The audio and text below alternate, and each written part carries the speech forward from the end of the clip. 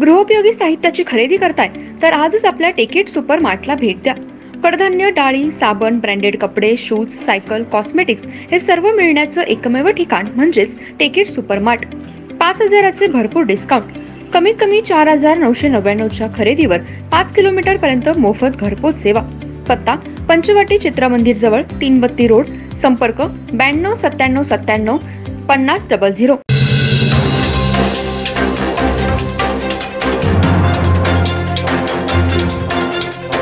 नमस्कार, मी तेजस्विनी मगदूम। एम मराठीमध्ये आपल्या सर्वांचं स्वागत आहे। पाहूया ठळक घडामोडी। इचलकरंजी शहरातील सामाजिक कार्यकर्ते अभिषेक पाटील यांच्यावर विनयभंगाचा गुन्हा त्यांचीच पत्नी रसिका अभिषेक पाटील यांनी गावभाग पोलीस ठाण्यात दाखल केला।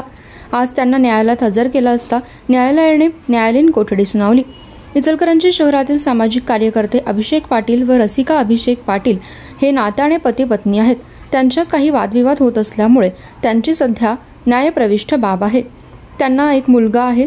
काल रसिका पाटील ह्या आपल्या नातेवाईकाकडे आपल्या मुलासह जात होत्या।